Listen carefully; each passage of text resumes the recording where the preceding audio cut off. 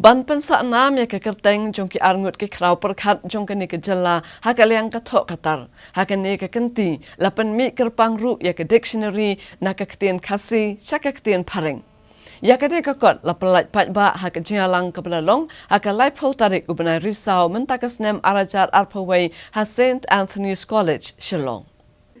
Hagani kesngi la Pyllait Paidbah ekakot kebelatip kumka the Learner's Khasi Dictionary with English Khasi Index da u Archbishop jong kejelan yang bak Shillong u Most Reverend Victor Lingdo kum kongsan rengkat ke jingadan lang Dean Barim jong ke School of Humanities ke School bak Northeastern Hill University Shillong Professor Biwar kum sumbut kongsan kiwede kebeledan lang hagani ke jingalang ke kentup ya MLA ke Umroi Constituency u bak George B Lingdo u Principal jong ke St Anthony's College Shillong u Dr. Brother Albert L. Dekar bat kiwede ke belas akot ngobha syakane ke jingalang. Ya kene kakot Learner's Khasi Dictionary with English Khasi Index latho bat penbit penbiang da u Father UV Joseph na ke jingaselok ke Salesian u Don Bosco SDB rengkat ke jingarap lang u Associate Editor u Father Devazia Vaziahil SDB bat u Father Augustine Kutala SDB bat ikabalasyan bat penmi da ke Vendrame Institute Publication Sacred Heart Theological College Maulai. Hakini kakot lasot ru katuk ani gijingtho jong krau jabiang u Dr. Silvanus Sngi Lengdo u bana kasnong terkhang rat thayang bat umelung ki khun nyotrep u Jaspel Siem nagasnong dan nong tulu bat ikani kakot lapan sanam ru ikakerteng jong ini ki argut ki krau perkhat.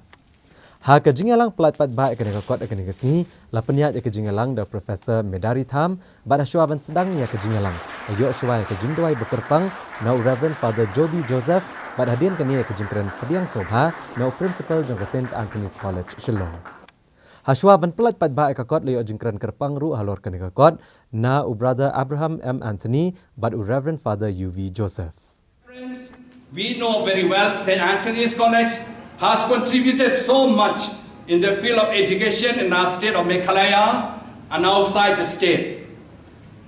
Many of us are fascinated and cherish to the great act done by this institution.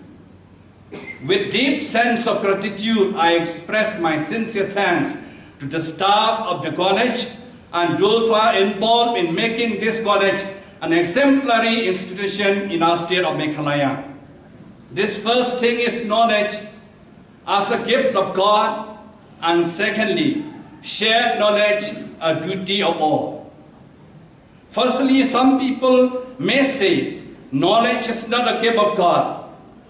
It is something that is learned and gathered by human beings in the course of their lives. What we learn is dependent on our intelligence, or rather, limited by our intelligence. We cannot learn something which our intelligence cannot touch. And God has not bestowed intelligence in us. It is we who are more intelligent or less intelligent. This is why someone gathers more knowledge in the course of his or her life, and some gathers less. Knowledge is merely an understanding of what is or around us and what impacts us and our surroundings. But for us who believe in God, knowledge is this special gift.